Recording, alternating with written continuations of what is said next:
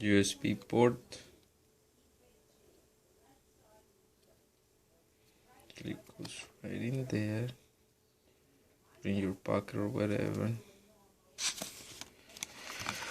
And it's compatible with many, as long as you have a USB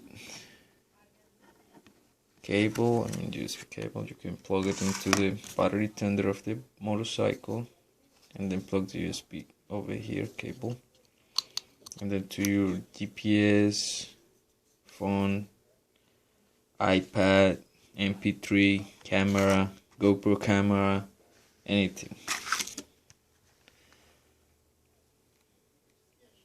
Yeah.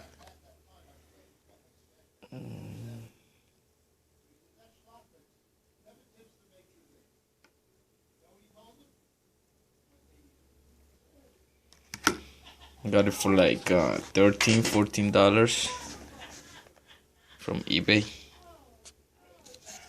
Look at this again. It's like